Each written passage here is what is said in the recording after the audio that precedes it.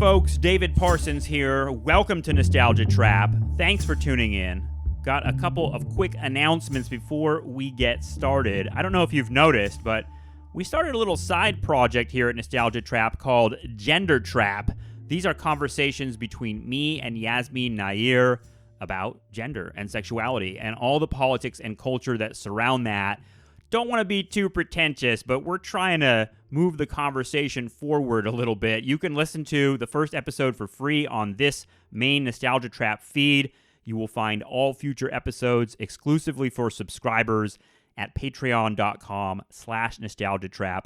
Very excited about this project. I think these conversations are going to go into some weird and wacky places, and that's in part why I want it to be for subscribers only. Go check those out.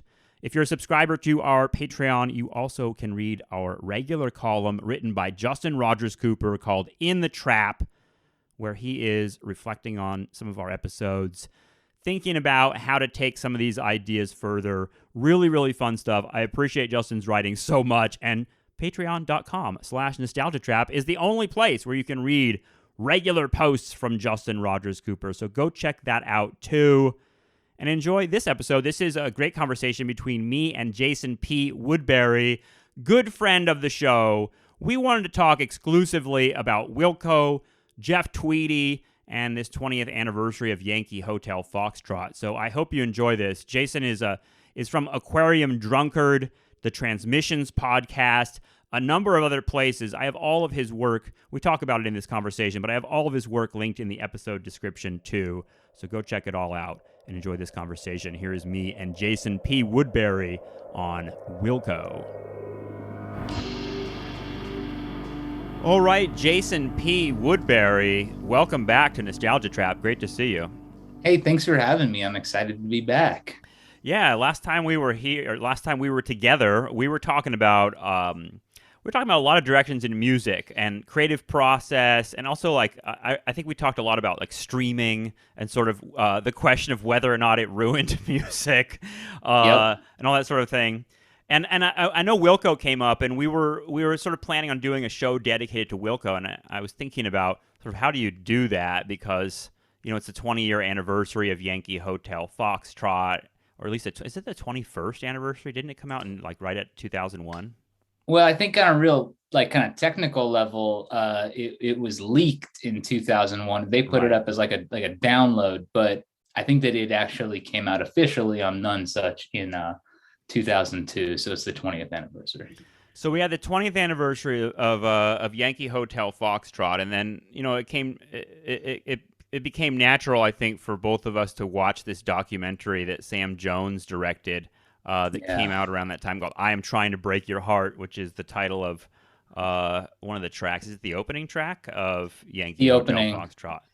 Yeah, the opening track, the track that Aquarium Drunkard, founded by Justin Gage, borrows a lyric, tweaks a lyric, but borrows it. I'm an American Aquarium Drunkard.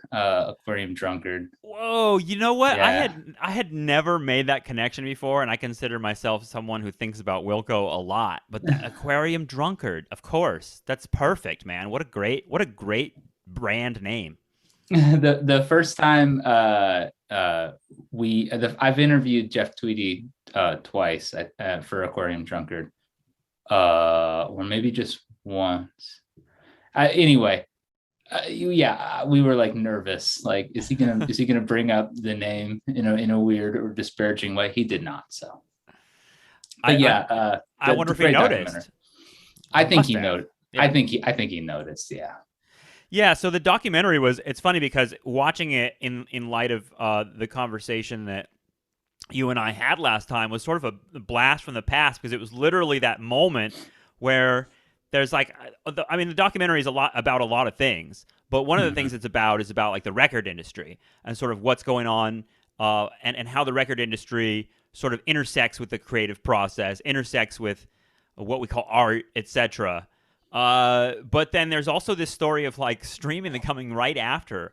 It's really funny because it's like right on the cusp of everything changing, and it feels like it's both totally different and at the same time totally the same in a lot of ways. It's all capitalism and in control of music, in other words. Yeah, I was struck. It had been a while since I had rewatched the documentary. It is a favorite, but I was struck by a couple things. One being that it did feel like it felt like it was from a different time, right? Like the early 2000s, but still feels very much like late 90s in terms of the sort of like the sphere, the ecosystem for like music at that time. There's A&R guys, and there's a big label, and there's all these, this corporate structure. That, I mean, obviously the funniest thing that they were dropped by Reprise and picked up by None Such, owned by the same parent company. It's like a um, perfect encapsulation of the sort of absurdity of the music business. But yeah, but then I also found myself thinking, 9/11 happens while the movie is being filmed. It's not really acknowledged in the notes that come with the DVD version that I have. Sam Jones talks a little bit about that, and he talks about how you can kind of see the moment it happens. Jeff Tweedy is playing that "Be Not So Fearful," the Bill Fay cover, which is a really lovely scene. But that was right around the time of 9/11, and that was him sort of responding to his the trepidation that he had about returning to live music and stuff. But yeah, it does feel like, at least, I can't help but think of like 9/11 as like sort of like a demarcation point. You know what I mean? From there, we get here, in a lot of ways. But yeah, Definitely. So it felt like it was like a document of a bygone age in a lot of ways.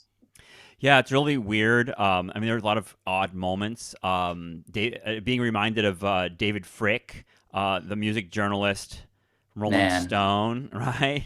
When he's doing that little soliloquy about like evaporating attention spans, my wife Becky and I were sitting there, and she just looked at me and she was like, hang on to your hat, buddy. Like it's like, if you think it's bad in 2001, people dwindling attention spans, like get ready, So it's so funny. Yeah. He's talking about like, oh man, people have, this is like really text messaging even. I mean, he's just like, he's like, there's people on the street who will just like call each other on the phone and say, I'm going to be there in 5 minutes. What kind of world is it where we just need to update each other all the time? And I'm like, this is before text messages. This is before social media. Yeah. Hang on to your hat. It really does feel like maybe 9/11 is sort of like the passageway, the portal into the internet age, and accelerated all that shit. Because I mean, we talked about that before. I mean, I remember in the days right after September 11th, that was the first time that I was like downloading video from CNN to like see news updates and stuff like that. It like really became like both a consumer desire and a like tech result of 9/11 was like more media, and then like constant scroll. And that yeah, you can see that taking off in this movie. For sure. And I mean, so first I loved rewatching it. It's a beautiful film. Like totally. It's gorgeous to look at. Maybe some of that maybe some of that bygone era vibe comes from the fact that it was shot on like 16 millimeter film. So it has that beautiful look, black and white, this beautiful grain. So it looks like another time in a certain way, But I also did think it was interesting, the band puts the album up on their website for people to download. Right, yeah. Before like the new label deal is in place, and it's like, well, that's a kind of a remarkable thing in terms of the music technology divide and the question there, that a band was able to, in the midst of the industry machinations, they could just put this thing out, so it creates, I mean, the myth of Yankee Hotel Foxtrot is definitely informed by this documentary. It's also informed, I think, by the fact that people were able to get their hands on it. And they had this sense that, and of course, as 9/11 happens, there are all these sort of vague allusions. I remember hearing at the time, like, yeah, it's odd how some of these songs like kind of presage the 9/11 thing, although they were recorded and then I think put up on the site, anyway, yeah, the fact that tall buildings shake and all this different And stuff. the There was like a lot ashes of of American flags, yeah, a lot of yeah, stuff like yeah, that. Yeah, I mean, it's funny because that's an era right after 9/11. I mean, I talk about it. I've talked about it ad nauseum on this show when I was like all of a sudden becoming politically aware in a way that I hadn't been before. And Yankee yeah. Me Hotel too. Foxtrot was, I would sort of fit that into the cultural sort of milieu and the connection to the politics. But it's like I guess the question is like sort of like what are the Wilco politics? Like, what are the politics of Wilco, and are they a political band? Because just for people that don't know and that are sort of like saying, what are you guys talking about with Wilco, and what's the point of this conversation? Like, Wilco's a band that kind of emerged out of the '90s alt country scene, right? And like, I don't know your connection of when you first started like listening to that sort of stuff, but I think I told you last time there was like a dude that there's always a dude you go over to his house and he has a guitar. Yeah, And that dude gave me a Sunvolt tape, and that led me into the world of like Jay Farrar, and that led me to Uncle Tupelo.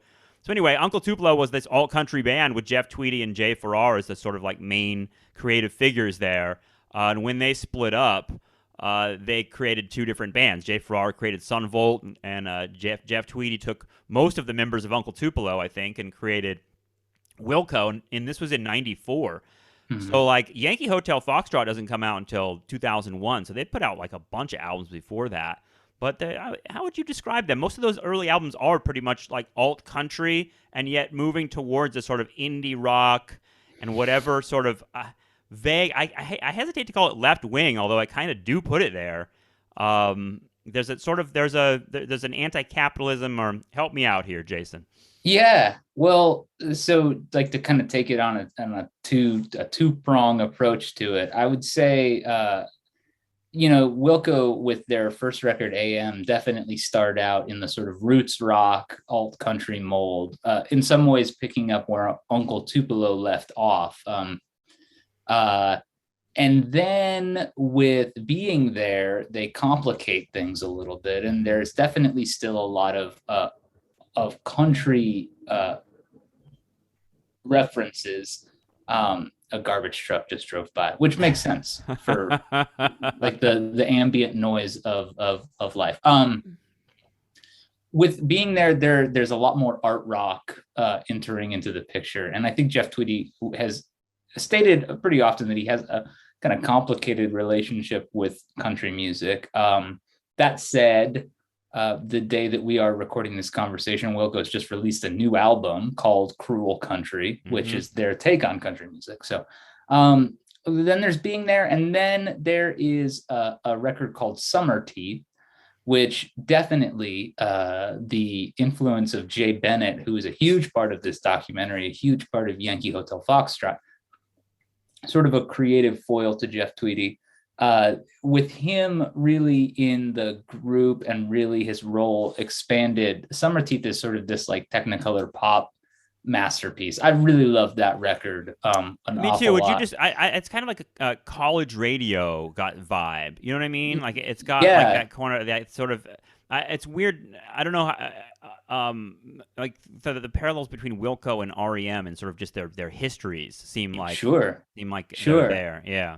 Yeah, there's all sorts of interesting West Coast pop elements on Summer Teeth, sort of, like Beach Boys and kind of like there's a lot of really interesting texture and keyboards and so and then that all leads, of course, to Yankee Hotel Foxtrot, which is all of that, but deconstructed and more chaotic and more noisy and denser in a lot of ways. But as far as Wilco's politics go, I mean, it's a little it's worth noting, of course, that they worked with Billy Bragg on the Mermaid Avenue release, in which they were writing new music for previously unpublished Woody Guthrie lyrics. So in terms of like the leftist lineage, you got Billy Bragg and Woody Guthrie in the mix. So, that's yeah. And that's the more I see Tweedy now, he seems like almost like the archetypal troubadour Dylan-esque kind of guy. He rarely, I don't think he ever has a harmonica around his neck, but he's sort of, it seems like sometimes, not too. Not too often, but sometimes I think I've seen him do the harmonica thing too. Yeah. I think it's important for people to know too. Speaking of '90s nostalgia traps, is that country music in the '90s, like pop country music, was having a sort of moment, and it was like Garth Brooks and George Strait and a million others that were sort of doing crossover stuff. But there was also like, I don't know, that was the era where people were like young people like me who were trying to be cool were like they were trying to differentiate themselves from that. Like if you like country music, I like the sort of outlaw country of Johnny Cash. Certainly not Garth Brooks, although I will say I did attend a Garth Brooks concert in 1996. I will confess that on the show. Was it good? Did you have fun? Yeah, and you know what? Like it's one of those things you and I have talked about also, which is sort of like getting rid of that sort of stink of hipsterism and just enjoying what you enjoy. Because Garth Brooks is someone I've grown to appreciate a lot more as I'm older, and I don't really think about what's cool or not. Yeah. I mean, and I think that to your point, there was sort of this streak of like a non-conformist country. I mean, there was like different schools of that. There were like the new traditionalists, like people like Lyle Lovett or Dwight Yoakam or vaguely, I mean, George Strait sort of in that mold as well. But then there was, of course, the sort of the alt country thing, really centered pretty strongly in Chicago, where obviously Wilco had these roots. Where you had like Bloodshot Records and you had the Mekons. The Mekons, an explicitly leftist group, and a huge influence on Wilco and that whole sort of vibe. So there was sort of like an alternative to what would be considered mainstream country, and country did just boom. Pop country boomed in the 90s, and became this cultural phenomenon. It was obviously all through the 70s and 80s, and previously before that, of course, it was always a big deal. But yeah, the lines between pop and country blurred pretty significantly, and but I think that Wilco were always really pretty much from the start a little bit wary of being considered a country band or taking it very, they certainly weren't traditional in their approach. So maybe, but as far as the politics go, I mean, I think Jeff Tweedy's I think the band continues to be pretty broadly speaking quite aligned on the left. Yeah I mean, it's funny because they're like snippets of what, and I think this word poetry is how Tweedy would describe his lyrics. Snippets of that poetry are where you find that. Like I remember working at a shitty restaurant when I was first getting into listening to Yankee Hotel Foxtrot, and there's a line in there, picking apples for the kings and queens of things I've never seen. That line, I was just like, there's this kind of soft Marxism to lines like that, and it's something that you can, I don't know, it felt especially vibrant in that post 9/11 moment when there was George W. Bush and anti-Muslim racism everywhere, and it just seemed like a really ugly moment. To hear this album, it's funny because I don't think they obviously didn't calculate it for a moment that hadn't happened yet, and yet there was sort of like an uncanny feeling to it. And watching this documentary brings all of that back without ever mentioning it. 9/11 never comes up directly.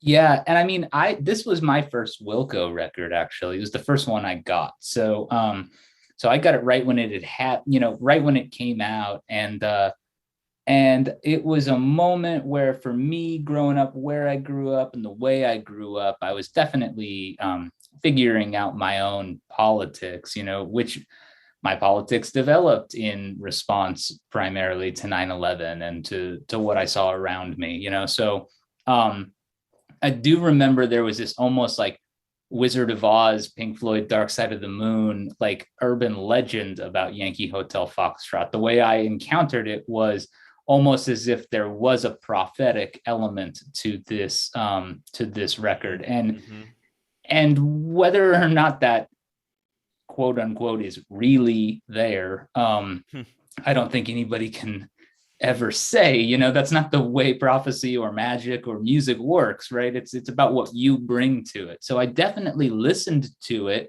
as if it were some sort of arcane sacred text, and I continue to listen to it that way. I mean, just the inclusion of the number station clips from the Conant project, which again, I guess I was kind of surprised, because looking back, that's not discussed in the documentary either, really, the inclusion of these shortwave, essentially coded transmissions. Like, we still don't exactly know what the story was there, but Yankee Hotel Foxtrot, yeah. Exactly. And it lends an eeriness to the whole thing, for sure. One of my all-time favorite experiences in my life was, I mean, that this record introduced me to the Conant project, and then I went back and listened to it, and I have a buddy, Zane, who I play music with, and we've been best friends since before I listened to Yankee Hotel Foxtrot, and a couple of years ago we had a night out we went camping, and he had the Conant project on his phone, and so we were just like sitting in the desert drinking beers, listening to number stations, and it was the middle of the night, and it was just the eeriest, absolutely spookiest thing. But yeah, I do think that lends a kind of arcane, coded numerological, myth to this record. So like, even though the poetry, Tweedy's poetry, kind of very oblique, and it was really when I got into John Ashbery, I feel like there's like parallels there,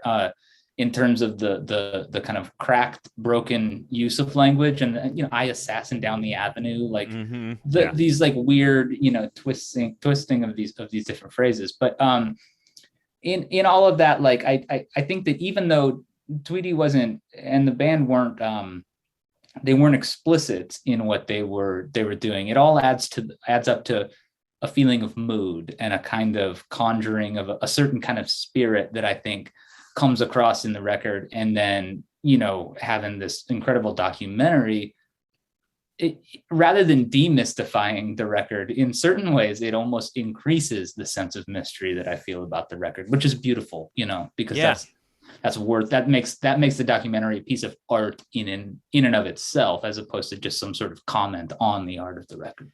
Yeah, I agree. I think I learned a lot more about the practical creative process from Tweedy from his books, in which he describes, like, actually, yeah, there you go. We have the textbooks for this conversation. Jeff Tweedy's written two books. One is called his memoir, which is called "Let's Go So We Can Get Back," a memoir of recording and discording with Wilco, etc. I love the etc. I use that all the time.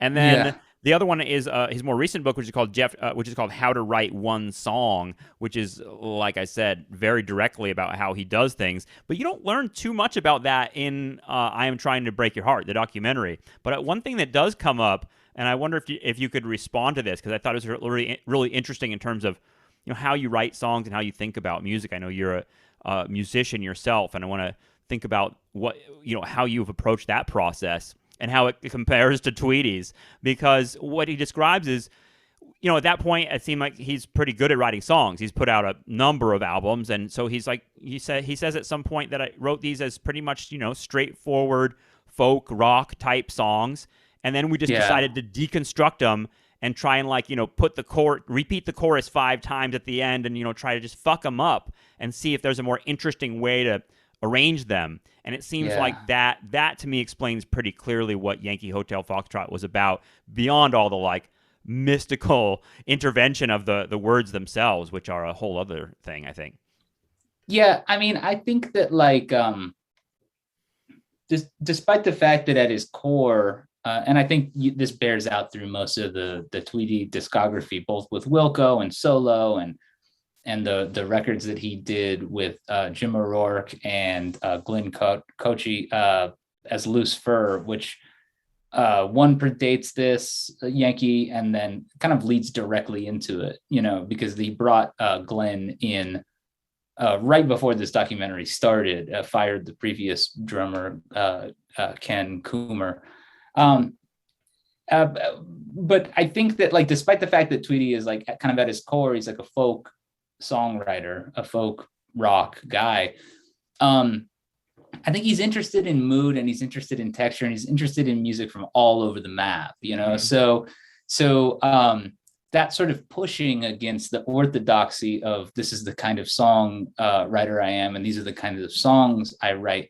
I think that's what gives Yankee it's the experimental scope of it is part of what makes it so incredible, but it doesn't end up feeling, to me at least, it doesn't end up feeling overwrought or pretentious. You know, I mean, I'm sure that you could say, I'm sure people feel very differently than me about this. You can argue, you know, that maybe it is kind of pretentious to just record a bunch of static loops for however long and chop all that stuff up. And I don't care. To me, the heart of it, the core of it, and what makes Tweedy's songwriting continually so inspiring to me, and also deeply affecting, is that there's a sense of, I believe, curiosity inherent to what he's doing. And so I think what you hear on Yankee Hotel Foxtrot is the sound of a band that is pretty open to accident and discovery, and that you don't necessarily know. There's a kind of fear that happens when you write a song like that. Maybe I'll mess this song up, but I think that what you hear on this record, on Yankee Hotel Foxtrot, and what you see in the documentary is a band that is forbidding themselves from that kind of fear that will lead them into doing something that they have already done. You know, they're saying like, we can't ruin it, or even if we do ruin it, that's okay, because it's ours, and we can destruction or reconstruction as a creative policy is like a really interesting and pretty incredible thing. So I don't think you would get the kind of rhythms you get on this record, or get the kind of texture, or get the kind of scope you get if this was a band that was really intent on playing it very straight. Although they've done that at other times, you know, and there are some great examples of that working out marvelously for them. Sky Blue Sky is a good one. But you know, I think that's something that just really gets me. So I think that kind of curiosity and that kind of openness to random chance and random elements is part of what makes Tweedy such a great songwriter. And so yeah, so I don't know if I've actually even addressed the point that you were hoping I would, but well, I mean, the whole concept of approaching the songs as if, and this comes through in his books, approaching the songs as if they sort of already exist somewhere, and I have to like find it. Right. And I love Tweedy's approach to authorship, really, because he's not someone who is like, I wrote this because I'm a genius and I found the right words to say this exact emotion. Instead, he's sort of someone who like writes. I mean, his process is like collecting a lot of scraps. And he actually has sort of like actual exercises where you're writing random words on pages and making connections. So he's doing, there's not and I love he addresses, he's like, this sounds like I'm doing some sort of like mystical process in some, but I'm not really ascribing it or thinking of it that way. I'm really sort of just searching for the right stuff, and it's gonna take a while, and I'm gonna collect it. And he ultimately, like, you know, in terms of, I love the stuff from the book where he's like, I just like write notes in my phone, or I'll record a sound recording in my phone, or like whistling or humming a piece of a tune. And then he curates all that stuff. Like, that's the real work of it. And that's part of what comes through in the documentary and in the books too, is sort of like how much art is like actually just sitting down and like doing office style work, arranging things, and that sort of putting things together. Does that resonate with you as someone who's, I mean, because your music, it sounds like it took some work, you know? It sounds like it took some time to like figure out where everything goes. It seems like it's a it's a process that takes some time. Does that resonate with you, Jason, in terms of like the actual work of putting music together? Yeah, I mean, I think that there's a kind of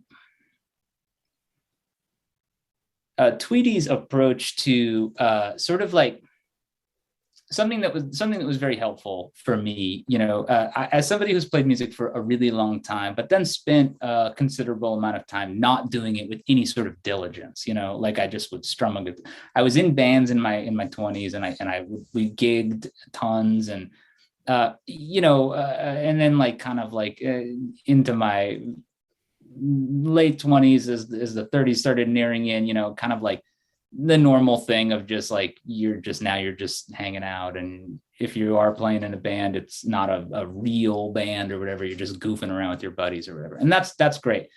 But when I found myself sort of what happened was the pandemic afforded me and some guys that I have been playing with forever, Kitimoto, it afforded us the time to like really workshop our stuff and to hone in on our songs and to do that more diligent side of things, which was like, we're going to play these songs over and over and over and over and over until they start to feel like we really, really know them, And so we went and we made a record, and it was fantastic. And it lit me on fire in a way that almost shocked me, because it was like, I realized just how much I love the process of making music, and I like the sort of like the workshopy side of it and craft side of it. You have to. I think that comes out in Tweety says that again and again. If you don't love the process, like, what are you doing? It's not about just like some end product and that's where the joy is. The joy has to come from sitting there and sweating it out.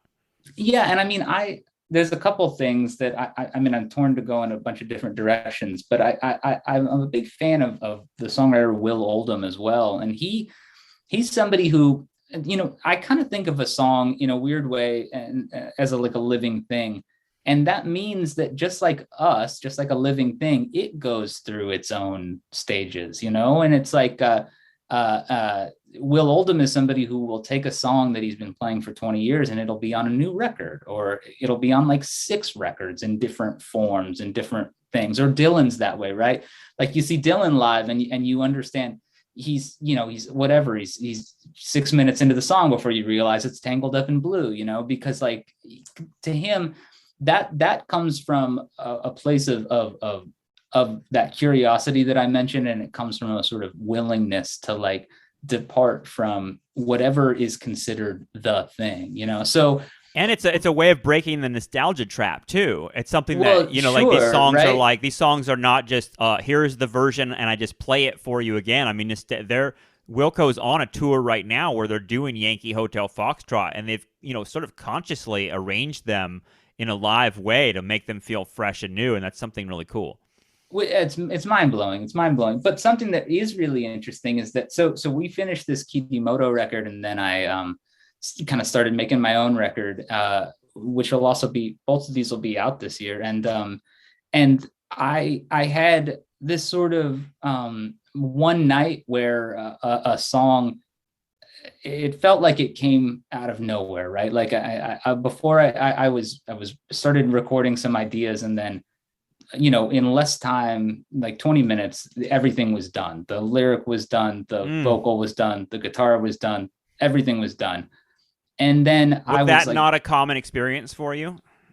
It wasn't a common experience. Yeah. No, not at all. But what's so funny is that, so I was just kind of like in this dazed, stunned mood afterwards. And I was just so blown away. And it wasn't even until, a couple of days later, and I was listening back and I started to realize that like, well, that line came from that goofy thing that you'd been doing a couple of years ago. And wait, that lick, oh yeah, no, you've been playing that lick. I was like looking through my phone, it was all material that had somehow existed in my head, not in the form that it was in and not put together the way it was. But that's something that Tweety writes about in How to Write One Song, this idea of you will sometimes find yourself assembling things in new, novel ways. And it feels like magic. And I think, it's funny. I had Meredith Graves on Transmissions. I don't know if you know her. She's from a punk band called Perfect Pussy. And she rules, and she's over at Kickstarter, and she's a great writer. And we talked a little bit about Wilco, and I mentioned that, similar to you, that like while I am now far more likely to use mystical and magical terms to describe art making, you know, I don't think that's a thing Jeff Tweedy is really he doesn't really think of it that way. He thinks like, well, maybe it's from my subconscious, which, let's face it, is just as mysterious to us as any other unknown force often. But she was like, well, first off, I mean, Mermaid Avenue is like a classic textbook example of like necromancy. So I was like, oh yeah, that's a good point. And then furthermore, that idea of, you know, taking words down and connecting them and looking for strange connections. I mean, that's in a lot of ways, that's a pretty detailed description of automatic writing as a sort of idea.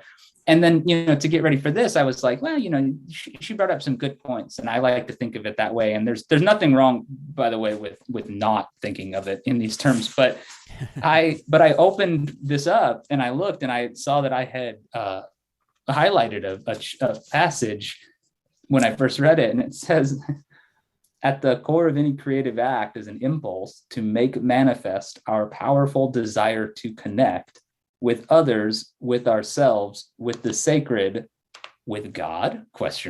And yeah.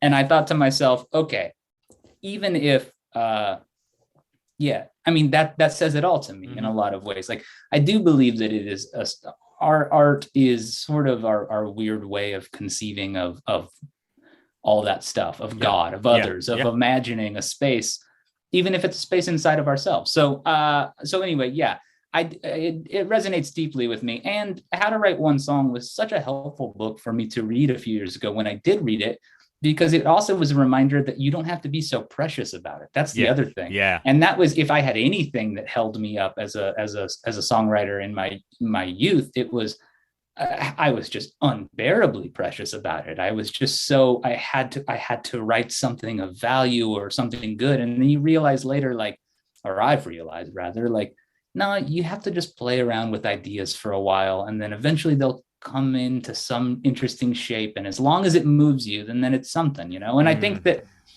I think it's very hard. And there's a big barrier, I think, with your ego there. That's kind of like, I got to produce something cool here, you know, eventually, and actually make something. When the part of it that I think is really hard that Tweety addresses is that a lot of your early attempts to write a song or write a poem or a novel or paint a painting are going to be bad, and they're gonna suck. And he's like, who cares? You know, he hits that point again and again in the book. He's like, you got to just make shit that sucks, and like, whatever, you know, you'll eventually get to something that doesn't, and you follow that path. And I think making things that suck, writing shitty stand-up comedy, whatever it might be, I think a lot that stopped me from pursuing creative paths, because I'm afraid of doing something embarrassing, and doing something embarrassing to even just to myself. And that's like, what a horrible critic to have inside yourself to stop you from doing that. Yeah. Well, and we've all got that critic, and that critic is a real bastard, and it's really it is a difficult thing. I mean, I struggle with it every single day, and we all do, you know. And not only do we have that voice going on in our heads, but we've also got the externalization of like everybody else's ideas constantly presented to us. So it's like, it becomes very, I mean, how often have you ever read a tweet or something and you've been like, oh my God, why is this person tweeting about me? And it's like, they don't know who you are. They're not talking to you. You're doing a very weird thing right now. But I also think about how there's this scene in the movie in Yankee, and I'm Trying to Break Your Heart, where like, you know, the label has rejected the record, and there's this like kind of like radio silence and this like real moment, and it's one of the interviews where Tweedy's in the hotel room, and it's just kind of like, I guess they didn't like it. I like it, and it's and really, like, there is part of it, right? Like, you have to come to terms with yourself when you're creating in a certain way, right? And you really do have to try to shut up the voice, one, that is telling you that what you're doing is not good, and then two, you almost have to shut out everything except for the joy of what's happening in that moment, and and there are times where, like, to be like real vulnerable and frank, I mean, like, my old band's made EPs, in part because of, I was like, well, I got 4 songs that are maybe okay or whatever, and I had more, of course, but it's taken me, a quite a long time in my life. I'm about to be 38 to crank out 2 full-length records, both with collaborators with John Douglas is the primary. That's 2 more than I got, my friend. Well, but I think about, and I think about it, and I'm like, well, why did it take you that long? And is it too late for you? Like, did you, And then I just realized these are insidious notions that somehow got in there, and I don't know, I don't think that it was even any conscious act of bravery or anything else that allowed me to push past it. I think it was just in the goofiest way, like Jay Bennett sitting at that mixing desk or whatever in this movie. I just fell too in love with what was happening to think anymore about it. You know what I mean? And his stuff, this movie, two things about this movie. One, I felt so deeply for Jay Bennett watching this movie. He is absolutely impossible at various points, right?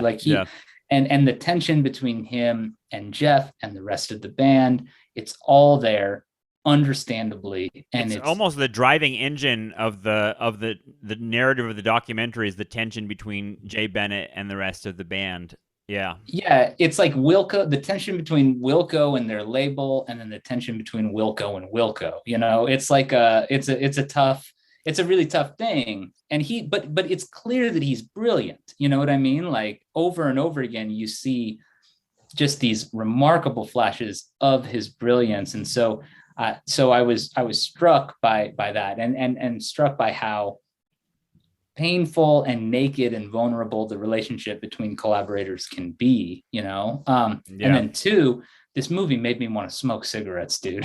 I really wanted to smoke. I mean, I'm not smoking cigarettes right now, but I'm just saying, like, that I feel like this movie should smell like cigarettes. It actually, it looks. I was just thinking about that the other day, because I used to smoke a lot too. That, like, if we had a time machine and we went back to that, like, 1999 moment, I think we'd probably be shocked by how much cigarettes were just everywhere. Like, it really has been eradicated from American society. For the most part. I always think, like, well, when this shit really hits the fan in my life, a cigarette will be hanging out of my mouth once again. It's hard not to think that.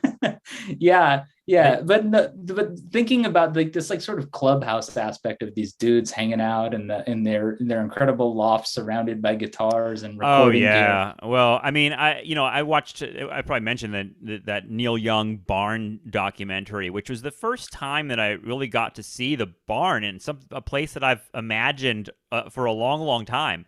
And the barn is, Neil Young's, it's on his property up in Northern California, and it's this place where he records. And I was just like, God, I would love to hang out with these guys. Like, this, like, crazy horse vibe. The vibe of their production is very different than the vibe in I Am Trying to Break Your Heart, which is the word that keeps coming up is pressure. For Wilco, they're like under all this pressure. They've been given like $200,000 by the studio to go. I mean, there's enormous privilege in what they get to go do, which is like go fuck around in the studio with all these great instruments and do whatever you want. Yeah. And when they eventually deliver it, it's 2 weeks of radio silence. I thought what was interesting, and this like gets to sort of what we're talking about with process and like calculating something, because there's a moment where I think the Wilco's manager, who has an amazing name, his name is Tony Margarita. He says that there's 2 things going on when you put out an album. One is artistic potential, of which Wilco has infinite artistic potential. They could really do anything. They could make all sorts of art, rock type stuff. And then there's commercial potential, which is unknowable. He's like, it's a total mystery to us. We don't know what will hit and what won't. I thought that was really compelling because I'm like, well, what are they doing? Like, what with that 200 grand in that studio? Like, what are we doing? Are we trying to who are we trying to hit? And that sort of intersection between like the commercial impulse and the artistic impulse seems like it's really hard and really hard for all these guys to even conceive of.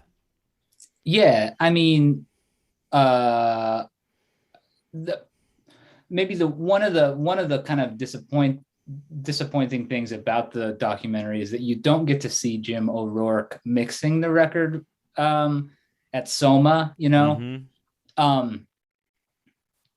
I bring that up to say that Wilco clearly, whatever commercial aspirations they may have had, I don't think that their commercial aspirations outweighed their artistic ones in the choice to have O'Rourke, right? Because O'Rourke would have been known for, pretty experimental stuff, and certainly, people like Stereolab had sold records, or whoever else, Smog or Bill Callahan. It's not that these people just they didn't sell any records, but they weren't chart toppers by any means, So I think you can get a little bit of a sense of their unease at the idea or the prospects of a commercial record. And it's also one of those things that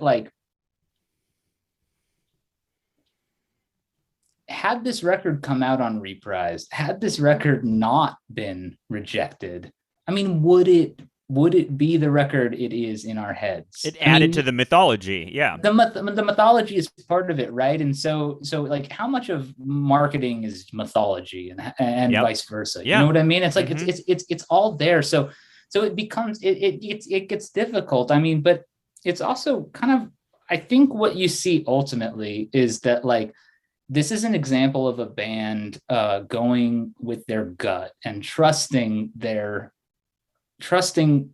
we care about what we created and we made it and we stand by it, and we're going to trust our instinct to not alter it or to not kind of cave to what ultimately end up being the sort of ephemeral whims of somebody at the record company. Because as you see in this, the people who had brought them to Reprise in the first place, they're gone, because that's the way it works at record labels. You're there and then you're gone, And in that moment, as an A&R person or as a label head or anybody, you're going with your gut too. You know what I mean? So it's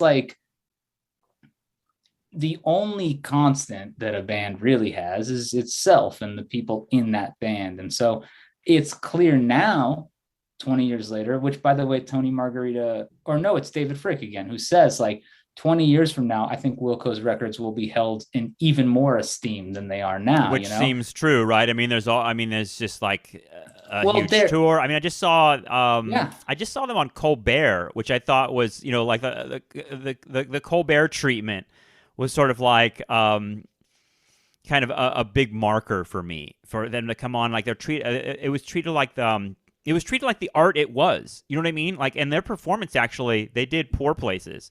Yeah. It's worth seeing. It was beautiful. Yeah, it's an incredible performance of it, because they found ways to make these songs, play them live, songs that have a lot of this kind of studio trickery on them, and they're just awesome renditions that do feel like they connect that post 9/11 moment all the way up to today in really spooky ways, honestly.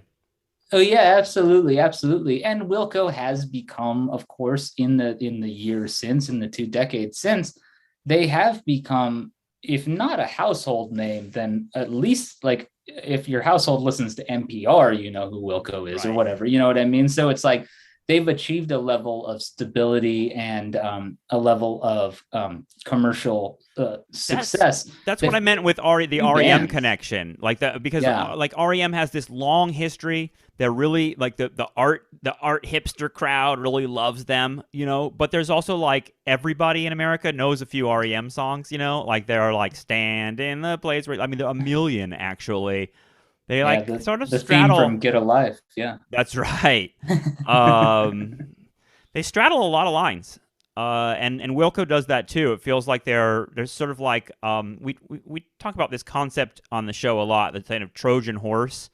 Hmm. But Wilco and Tweety in part seem like that to me. A sort of like this sort of bit of arty social critique that's packaged in this music that flows in a lot of different places and sounds very. I mean, they have a lot of like.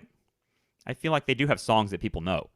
Yeah, yeah, for sure, for sure. And at this point, I mean, I think the song "California Stars," which is has been covered by just dozens and dozens of like big names. You know, Bob Seger did a California Stars cover or whatever. So It was the they did. last song they played when I saw Wilco in October, and it was an outdoor concert here in Santa Barbara, California, and they came back for their encore and played California Stars. Underneath the California Stars, and there was That's something really special. It was the first time I've seen them, and I hope they come back because it was like, I don't know, they're very crowd pleasing in the sense that Tweety thinks carefully about the curation of the songs that they play. He's not like Neil Young. Like Neil Young comes out and plays whatever the fuck he wants. yeah. You're not gonna always get the stuff from Harvest. You're gonna get all sorts of weird shit with him. But Tweety seems like he wants You're to gonna connect get. with the crowd. Yeah. Well, yeah, yeah, for sure. And I think that desire to connect is a his he's got a song, misunderstood, and that Right. it's like a thing that's like gone through, and it's even relates to that quote I mentioned, which is that there is a real legitimate desire by Jeff Tweedy to connect with people and to have his songs, however oblique or strange or cryptic as they may be, to have them convey some sense of who he is, and maybe even help to establish the kind of language that allows for like a communal sense of who we are. So, I Mm-hmm. mean, that is a pretty rare thing, and they are a band that I think if like when I like Wilco, like Yankee was such a, I thought it was the coolest record of all time, and I still feel that way. Mm-hmm. There was a stretch where Wilco was there was a more sort of a derisive turn in terms of like the sort of like the dad rock thing or whatever, and I don't think that there was even anything that wrong with that, but the fact is they rode that out, and now they're sort of elder statesmen in a Yeah. way, and I think Let's talk about that evolution because sure. because the Yankee Hotel Foxtrot, I definitely was like, oh, okay, this is the band that's like the arty American band and arty American rock band. The term American Radiohead was tossed around then, and I I remember was that. a huge Radiohead fan. To me, Radiohead, like I had the little monster, the crying bear Mhm. sticker on the back of my car that let Cool. everyone know that I was cool. But Radiohead to me, when I heard American Radiohead, I'm like, I'm in for whatever that is. Yeah, But then Wilco goes on to like, they didn't really continue. Yankee Hotel Foxtrot is followed by Ghost is Born, which is pretty arty too. But I think that very. was in the midst of Tweedy's like really awful time in his drug addiction and a dark time in his life, and you can sort of hear it on that record. But yeah, there's like a lot of like corny dad rock. But I wonder what that means to us because part of me is like, oh, like I tuned out. I definitely like stopped for a few years like caring about Wilco or listening to their records when they were putting out shit called Wilco Schmilco and Star Wars. There's an album called Star Wars.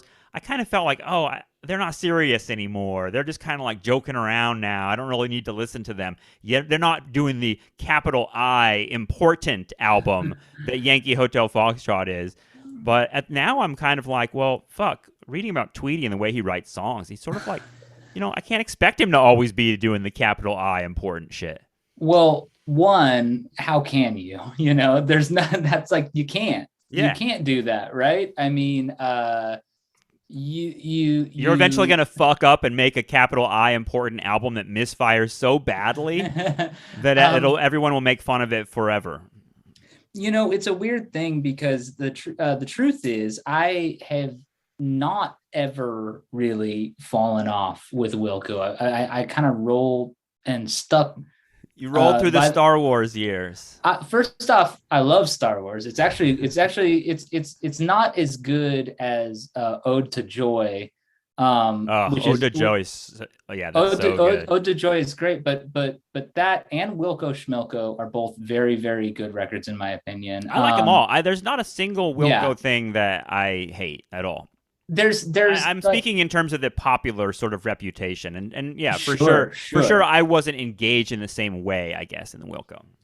Yeah, it's funny though because it's like when the band of a generation just becomes another band, there's always going to be this sense of like, well, it's not as important. I've had people even say that to me, like, well, yeah, like it's all downhill after Yankee Hotel Foxtrot or whatever, and it's like, I don't, I don't, uh, I don't think that there's anything wrong with maybe saying Yankee Hotel Foxtrot is like a pinnacle, for a lot of days Ghost is Born is actually my favorite. No I like doubt. Ghost is Yep, Born even more than Yankee it's sometimes. a scary album. It's a deeply scary record, and I really like Tweedy as a lead guitarist, which he is on that album. That's really the only record that he's the lead guitarist on, because once Nels Cline joins your band, you're gonna probably let that guy play the leads for the most part. Nels Cline, an incredible guitarist. Dude, he does these freak out solos like on Impossible Germany that Yeah. when I saw them in October, I think that solo went on for like 15 minutes. I mean, this dude just shredded, and it's Oh obviously yeah. his place, like that's his place in the spotlight during each night is like the Impossible Germany solo. So Oh fucking yeah. good though. So good. Oh yeah. I mean, I love it. I love it very much. Something that's interesting to me, at least, is that there's a great writer, Jesse Jarnow, who has written a bunch of. He wrote Heads, like a biography of psychedelic America, which is about the Grateful Dead, but not just the dead, the culture of the dead, and the way that spirals off into everything from political figures to Silicon Valley types to whatever else. Um, but he and I were talking once, and he was like, he was talking a little bit about Aquarium Drunkard and how a lot of times people will ask me like, what is the Aquarium Drunkard aesthetic is very hard to put your finger on at times because it's fairly diverse. And Justin Gage, who founded Aquarium Drunkard and who is the editor, the main guy at the site, he and I have talked about this too. And it's like from the outside, it can sort of be a strange thing to put your finger on, like what exactly disqualifies something from being Aquarium Drunkard material or qualifies it. It can be tough, but there is some sort of instinctual internal logic that's involved. But what Jesse was telling me was like, in some ways he feels like Wilco, is sort of an interesting parallel to the Grateful Dead in that there is a thread of classic American folk songwriting that is part of it, right? And then there's an experimental side, on like you think of like Kid Smoke, Spiders, Kid Smoke, or whatever, that sort of Neu classic German art rock beat, or the weird freakouts of Yankee Hotel Foxtrot and the experimental electronic elements, and then the sort of more breezy jammy side of things, and then the sort of more abrasive side of things. And he was like, the Grateful Dead was a band that embodied all of that stuff, and it could go from like a cover of Bakersfield into some insane reggae-fied estimated prophet or whatever. So I think that, like, in a way, I kind of think of Wilco as a similar group and a similar sort of thing of like, they're braiding together a lot of ideas, and they're braiding together a lot of concepts and notions. And so in terms of like a Trojan horse, yeah, I mean, how many people's record collections were broadened and expanded so greatly because of a group like Wilco that made you realize, well, you can like a Woody Guthrie guy, or you can be a Bob Dylan guy and a Sonic Youth guy. There is no dichotomy. There's no binary that you have to adhere to. And people like Jim O'Rourke are great exemplars of that as well, where it's like Jim O'Rourke makes pop songs every now and then he makes these really crazy steam room recordings. Right, So right. it's like they're that old 90s binary of like you're an experimental guy or you're a pop guy or whatever. It's like it's when that started, I guess that started to break down some in the 90s, in part because of bands like Wilco. So yeah, one thing they never did is like in their production is like the bleeps and bloops. They never went that, like that Radiohead went into that sort of like more electronic music. It seems like Wilco doesn't go that way. Their experimentation and their sort of like the effects that they use, I don't know how to describe them, but they're not that. They're not that sort of like that digital sound that you get from Radiohead, which is interesting to me. Like they evoke that. I think they evoke that in a lot of different ways. I mean, all that Yankee Hotel Foxtrot shit seems like it's in that world. Do you remember this? But they're not trend followers, I guess, that way. No, not at all. There's that scene in the movie where you're talking about tape loops and samples. Like, is this like a trip hop thing? And that's right. Tweedy's like, no, it's not a trip hop thing. That's the most uncomfortable fucking scene where Tweedy is like backstage with a bunch of people who are like, I guess, they seem like they're like people who have won radio contests and stuff like that are going to meet him and ask questions about. And he's just not, I mean, at that stage of his career, he's just not into, it seems like, interfacing with these people. And they're asking him things like, what's the new record going to sound like? Is it going to be like your old records? Is it going to be new? And it's really interesting because at some point he says, like, he like sort of like turns inward and he's sort of like talking about how, well, the songs have a lot of holes in them. Yeah. And they're all like, what? And he's like, yeah, where the music should be is a lot of holes instead. And they're all, it's like this uncomfortable moment, and he's just like, I'm done, and he like leaves the room. But I feel like, he has tried, I think, very earnestly since then to sort of articulate a lot more like what he's trying to do. It seems like that's something that drives him, and a desire he has is to let people know that they can be artists too. I think that's a really, to me, that's a part of him that I really love and really appreciate, is that he doesn't want it to be all about him, the genius. He wants to show that he's discovered a process that maybe everybody could tap into. Yeah, I mean, I don't know if when I was a kid, I remember my mom. My mom is like as blue collar as it gets. My mom, not somebody who would ever be down to sit down with you and have like a real deep conversation about the artistic process, and yet one of the most inherently creative people I've ever met, and in terms of she worked for Motorola forever. And then when the Motorola plant closed down here, she got a pretty decent, severance package because she'd worked for them for so long. And so for a couple of years, she just got to work at a craft store. And that was like, maybe, she loved that. But I remember as a kid, she would always watch Bob Ross, The Joy of Painting, and so I just like grew up with that on. And I remember my mom with her oil paints, and she would just kind of do it. And I remember listening to him, and I guess it probably instilled in me something that I think I hear reflected in Jeff Tweedy, which is the true expression that, like, I think Jeff even says in the book. He says, like, you make a piece of art, there, you're an artist. You can't undo it. Now you're an artist. You made a piece of art, and there's something really beautiful about that. And that's not to say that the craft and the honing and that the editing and that all of the other things you do to make the art better and or more fully you, or more expressive or more creative.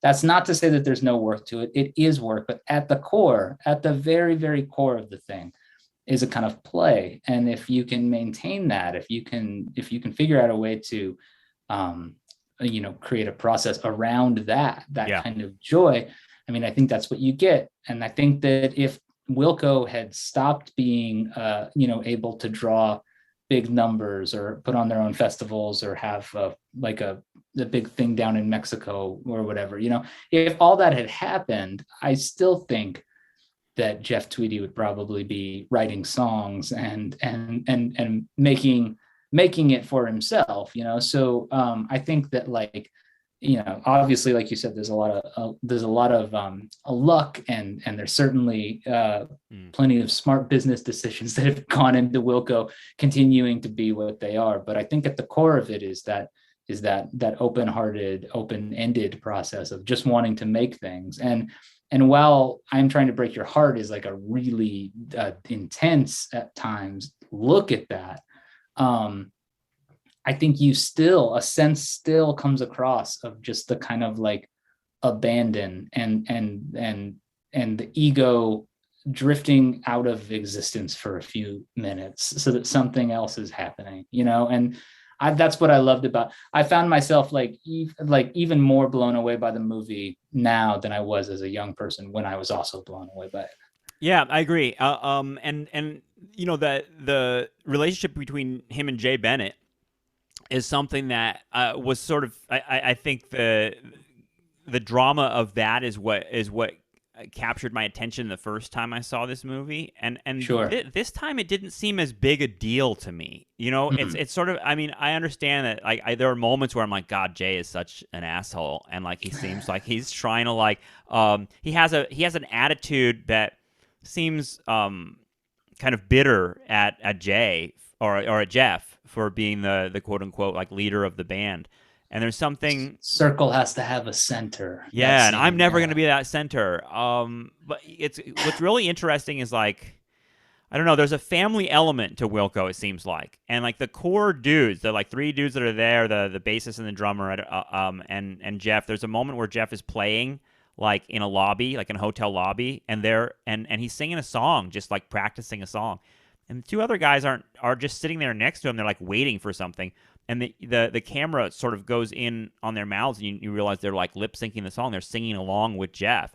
And it's like, Yeah. Jay doesn't feel like he fits into that vibe. You know what I mean? Like these two have like a love for Jeff that's a very familiar thing. Whereas Jay felt like he was there to get his imprint on the album and sort of distinguish his own voice next to Jeff's, if that makes sense. Yeah, it's a tough thing. I mean, like and I should also say Jay is dead. He died in Yeah. 2009, which really sucks. And in the midst of like health problems and all sorts of shit. It's it's honestly a tragic story. Maybe that's why it feels different to watch now, because he was alive the first time I saw the movie and he's not now. Yeah, same. And that tragedy is like, it's just so deeply, it's a deep bummer because again, like I said, his contributions are just like undeniable, and what he's bringing to the table, you know, his keyboard playing on the record and his guitar work for that matter, and his overall his interest in tinkering and finding new ways. I feel like he's the kind of guy that almost brought the American Radiohead quote unquote stuff, as obnoxious as that comparison is. I feel like Jay Bennett is in part the guy that moved the band in that direction, if that makes sense. Yeah, and so the sadness of him passing is that there can be no grand sense of reconciliation or anything like that. But something that has really moved me is that in these 20th anniversary shows, they've been, you know, making it a point to, like, you know, kind of call out the Jay Bennett equation and say, you know, that we're sending this song out to Jay Bennett or whatever, you know, it's like there's been a little bit of an openness. I mean, first off, Jay Bennett was like a dude who was struggling with things, and Jeff Tweedy was a dude who was struggling with things. And I think that, like, we all know at our core that, like, if circumstances were different, any one of us can be the guy who isn't alive anymore. You know what I mean? Like, it's just the way it goes. And so I do think there very easily could have been tweeting. And he talks about that openly in his book many times. He's like, I basically had come to terms with the fact that I wasn't going to live very much longer because of my drug addiction. He wrote so much of A Ghost Is Born with this idea that his kids would be able to listen to that record, and that would help explain why he was gone, you know. Jesus. Yeah, and thank God, like that he let go of that, because that's the other thing too, right? Is like you watch a movie like, and I don't think that I'm trying to break your heart actually is guilty of this, but it's easy as a young person to watch it and romanticize the suffering and romanticize the he's got migraines and he's puking in the bathroom, and this is what great art requires, is this wrenching from yourself of all this stuff. I mean, it's easy to fall into that kind of thinking, especially when you're young and you don't have much of a sense of the eventual kind of strength that it takes to just not, burn out or whatever, you know what I mean? I've Like, never been able to solve that romanticization of that idea, because it's like the craziest, most fucked up people are the ones that make the best art, and it's like, well, sometimes that happens and sometimes it doesn't. it does. I mean, for every brilliant genius who in the midst of incredible turmoil created, incredible art, there are thousands and thousands of people who created terrible art and suffered and are Right, gone. It's right. like Or the never genius. made art at all because their Yeah, addictions overwhelm it, them. it, exactly. And so I've found that, like, that Tweety over the last however many years, he's been sober now for quite a while and has been able to really move. He's been able to embrace a kind of like healthy view of creativity, and which I think is a massive service to others. And The to put that sober out guy, the there, right? sober guys they become gurus. They become more powerful. I feel like Anthony Kiedis from the Red Hot Chili Peppers is that way too. Like, he came through it. He watched a bunch of his friends die of heroin, and Yeah. he's the guy who has like some sort of like magical connection and knowledge now to give us. And it seems like that. I love that you mentioned the word service, because it feels like both Tweety and Anthony Kiedis feel a sense of responsibility to share what they've learned and sort of like give us something of how we all can sort of survive life as well. Yeah, without lapsing into the kind of preachiness or Or moralizing that having an often. app. Or having an app. Yeah, Yeah. sure. Although, look, I guess maybe if Anthony Kiedis launches some sort of Chili Peppers app, I don't know, maybe I would I'm investigate. down. Probably not. If it's free, I'll download. I'll try it for a while. But yeah, I don't know. So when I think about the suffering that is on display in this movie, and there is some, Yeah. and it's normal, right? Because there is suffering no matter what. Like, even if you're healthy, even if you've mostly, been able to sort of keep your life on the track, you have these days that just waylay you, and you're just out, and you're. I'm sure that Jeff Tweedy struggles with the same kind of depression that so many people do, and that he clearly is evidence. But the idea that, like, your creativity is a way to, however briefly, transcend that thing, and get into some other headspace. And just, I think that's all it is, right? It's like creativity is always a reminder of the possibility that things could be different, Yeah. because so often that's what you're doing. You're creating a possibility out of whatever raw materials exist in your head, whatever influences, whatever replacement songs you're going to accidentally rewrite, or whatever else. I mean, that's what it's all about. In the language in the parlance of our times, it feels like there's a therapeutic, almost self-care element to creativity. Like, I really hate to put it that way, but we talk about it with David Lynch too, and the popularity of David Lynch's like YouTube videos every morning, checking in and sort of he's a figure, I feel like, that's like Tweety, in that he's encouraging other people to be creative, and that creativity for him is beyond just I'm an artist. It's like everyone's an artist, and it seems like a key part of the human experience, and we all need to be doing it. And maybe the world would be better if all of us sort of went into that world. It seems like those types of people are present and speaking to us during the pandemic too. Like, it seems like you mentioned, like, there was Yeah. I think that there was like a burst of creative sort of work done by people during the pandemic. I couldn't like, I guess, help but happening that way, I guess. Yeah, I mean, and like, there's a part of me that's like loath to be like, well, here is the good parts of the pandemic, but obviously right. but I mean, no, but like genuinely, like we barely begun to reckon with what happened, and we won't be able to reckon with it for who knows how long. I don't know if we'll ever fully be able to unpack everything. I know that for me, this having for all the various reasons that I had it, the allowing myself enough freedom to create things was like a blessing, Yeah. and having a little bit of time and having a little bit of just like a brief respite from the sort of nonstop, I mean, brief in terms of the relative time span, right. I think that being home and connecting with ourselves and realizing that, like, oh shit, I'm gonna need something to keep me alive. Like, I mean that not in an overstated or overwrought way, but sort of like, we're gonna need that. We do need that because we live. I mean, we're living through just like, it can't be overstated, the direness of the situation. And in face of all the other things, I can't help but feel like, and I guess, I don't know, I can't help but feel like the creative impulse is something that's required for us to, if we have to, we have to imagine futures that aren't as dire as the one that seems so unavoidable, right? Right. Yep. Because if we don't, and I feel like I often fail to ascribe like a complete political outline, shape to, like to outline what I'm saying. We all do, man.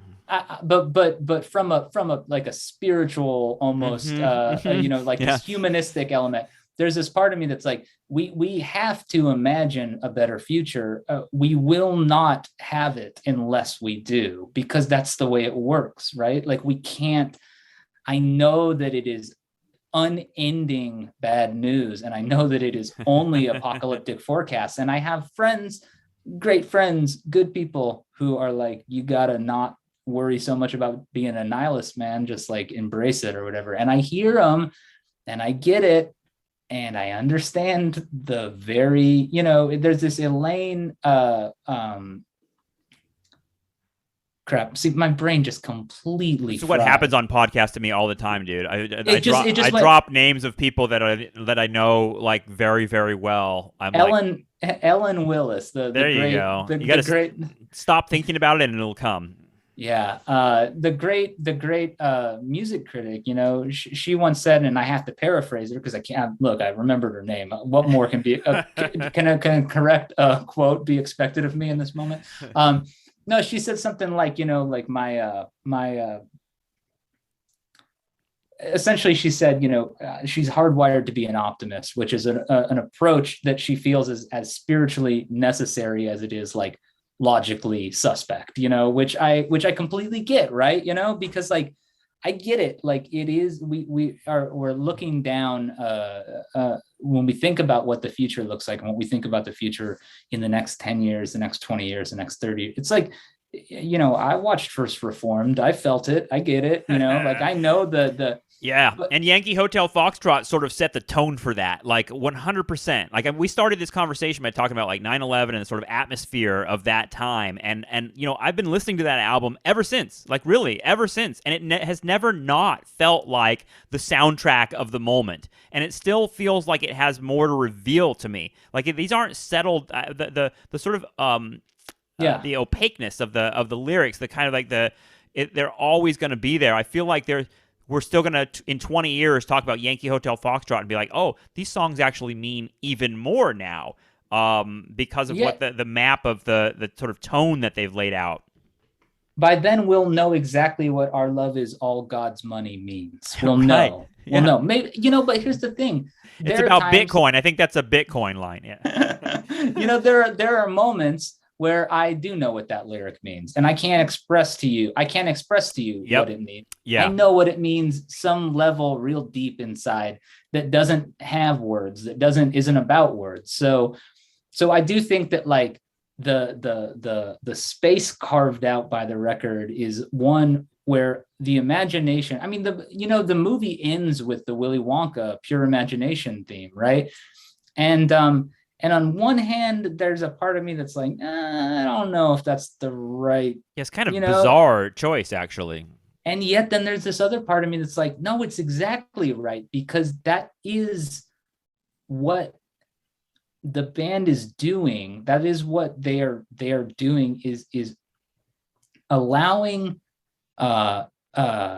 following an intuition and following a spirit that is one that prizes imagination, because Yankee Hotel Foxtrot doesn't sound like a specific Led Zeppelin record, or it doesn't sound like a specific Beatles record. I mean, of course, it has moments where it sounds like all sorts of things, but it is its own thing because they gave themselves the kind of mandate, this mission that we have to imagine a new thing for us. And you know, I found myself thinking a lot about the Get Back documentary, the Beatles, documentary. Yeah, me too, totally. Because we watched this unfolding with no set purpose a lot, But there's that scene where Paul is like strumming errantly, kind of just goofing on the bass, similar to that scene where they're like sitting there watching Jeff play. Ringo and George are sitting there, and all of a sudden, Get Back kind of tumbles from the It just kind of emerges out from this imaginational netherworld. It's like he's conjured it into existence, and to me, like, at the risk of sounding, I mean, it just sounds so like on the nose and so podunk to just sort of be like, music is the way, man, or whatever. But like, but it's not to aspire that I don't want to ascribe those kind of goofy notions to it. What I want to honor is this idea that like creation is a fundamental act. And when we see people doing it, when we see people giving themselves freedom to do it, and then creating something that 20 years later resonates with people like you and I and so many others, so far beyond them, it's like I like I said, I lapse into mystical terms when I'm describing what happens, but I do think there's something just so human about it, and so crucial. And like I said, in this time of just absolute apocalyptic fear and dread, we have to remember that there are unwritten pages still, and that there are pathways that we haven't explored, and that there are answers within. I mean, there's a lot. I think that there is. It's very easy to feel that. I mean, that everything's settled. I mean, part of when I first started this podcast, like 6 or 7 years ago, our original slogan was "History ain't done with us." And it's sort of like the idea, like that everything was over, and that everything that needed to be said was over, is insane. And you're right. Like it's clear that it's a dead end. Look at things now. It's like that kind of. It's also just a really boring and depressing way to go through life. I mean, if I internalize that notion, I'm fucked. You know what I mean? Like that everything is. I'm never going to see anything new. No. I'm never going to hear a song that like blows my mind again. Like that's crazy. And you and internalizing that notion is a kind of cosmic deadening that happens, and and it's just like we talked about this a little bit the last time. We're talking about the glory days of the 90s, and it's so easy to lapse into that sort of like, yeah, man, isn't it cool and interesting that the highlight of popular culture coincided with my teenage years or whatever? Yeah, right. But, what a coincidence. What an interesting coincidence. Same thing happened to my dad and my grandpa. Yeah, and their grandpas and their grandmas, and forever people have always been convinced that whatever was on the radio when they were teenagers, unless it was before radios, then I guess they were like the traveling, bard that I heard back in when I was 16 was the best. Anyway, I'm getting off the path, but people are always convinced it's the end of the world, and they're always convinced that their teenage years were the best. And that's nostalgia trap, exactly. Yeah, and we don't have to fall into it, and we can understand and honor that that music is an incredible thing that allows for a kind of time travel back and forward in time, and a record like Yankee Hotel Foxtrot still strikes me as a mystical document, still strikes me as some sort of sacred text for whatever. I mean, I know at the risk it is, dude. It's kind of like, it's in there with the Neutral Milk Hotel album, in the Aeroplane, where it's just like there's something that's channeled about this, and knowing that that's Tweedy's process. He can protest all he wants about it not being a mystical process, but there's something channeled about Yankee Hotel Foxtrot that's like, fuck, for a moment, these people in this band, like, sort of, you talk about Radiohead, they acted as the Radiohead. They sort of like drew in the moment, the historical moment, and sort of put this thing out that fed it right back to us in a really compelling way. And it seems like, I don't know, the other artist that's just popping into my head right now, I'm laying out future shows for us, Jason. But like the other one is Elliott Smith, who like is one of those artists who's like, his stuff is very personal. It's usually not the kind of music I listen to, and yet I have never stopped listening to Elliott Smith for 20 years now, in part because there's something really eerie about what the way he arranged those songs and used the music, and that's a whole other conversation.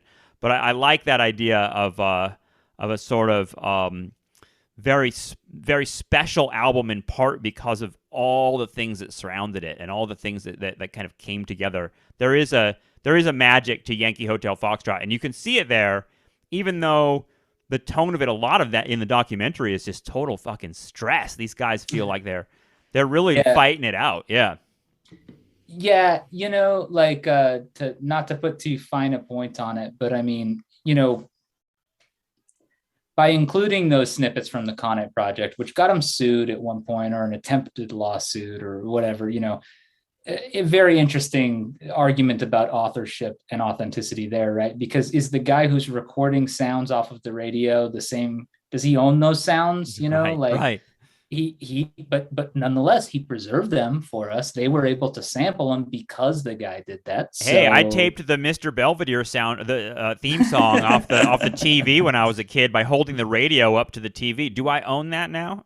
I think you, at the very least, own the recording you made of it. Yeah, so if somebody I guess so. samples that, but by including these coded messages, right? It's an embrace of mystery and an acknowledgement of mystery. Like, we still don't know what those messages meant, right? But now they mean something else because of their inclusion on this. And that blows my mind. That means that you just gave me what they mean a little bit. Like, they connect so well to like what the whole album is doing. And that's what I think that is. I mean, that's one of the reasons why, the Transmissions podcast was named before I started doing it. Like, Justin had made these awesome freeform musical mixtapes, and those were the original Transmissions podcast. And then we brought it back as an interview show. But nonetheless, like, there's a spirit of it, right? To me, where it's like, we're picking up on signals. That's what we're doing, right? And so I think there is almost like a mystical element to those radio transmissions that have been included in Yankee Hotel Foxtrot and folded into this thing. And it's like, we can transmute their meaning. We can change what things mean through our intent and our openness and our willingness to tune the guitar differently, or to let the tape loop roll, or to there's that one scene where they're talking about the snare drum sound, to EQ the snare a little. Well, they changed the drums several times. It seems like they can't get the drums right, which is sort of fascinating, because they're just sort of like, all of them agree. They're like, fuck, we just can't get the drum sound the way we want to do it. luckily they did whatever they did because it's one of my favorite drum records. Like, Yeah, no, hands I mean, down, heavy metal drummer, camera. Oh my God. Like, these are just like the playing and the percussive quality. Oh, it's next level. So yeah. I love the Anyway. idea of the transmission. The idea that like in 1,000 years, someone finds Yankee Hotel Foxtrot, like a digital sort of like copy of it, and they use samples of Yankee Hotel Foxtrot in their album, and they ponder what it all means. And I love it. and on and on and on and on. Hope, Hey, that's a Wilco song too. Yeah, it's true. Jason, this was really fun. Let's do a little plugging of your projects. I know Aquarium Drunkard is where many people can find you. What else are you up to? You can find me, every Wednesday we drop an episode of Aquarium Drunkard Transmissions. You can find me over at wastoids.com. That's my job. I produced some shows over there. A video series called Out of Sight, and I do. There's a great new podcast with Mark Masters and John Howard called The Spindle, all about 7-inch records, and then I host a show every couple of weeks with Sam Means, my buddy, and my boss, and it's called Click Vortex, where we just talk about internet rabbit holes.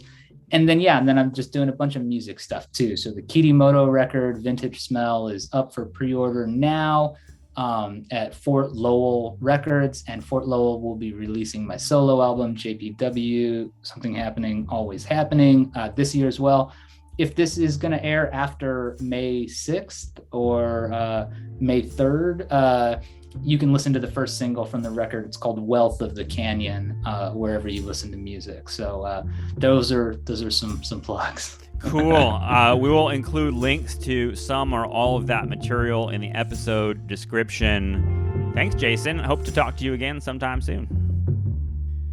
All right, folks, I think that's enough Wilco for today. Go listen to Yankee Hotel Foxtrot. That's what I'm going to do right now. And go check out Jason P. Woodbury's work. I have a lot of it linked in this episode description. And as I said, we've got lots of cool stuff happening on the Nostalgia Trap Patreon right now, including our new podcast, Gender Trap, with me and Yasmin Nair, and the In the Trap column written by Justin Rogers Cooper. Go check that stuff out, and if you like it, subscribe. Patreon.com/nostalgiatrap. Appreciate it, and appreciate you listening always. Talk to you soon. Bye-bye.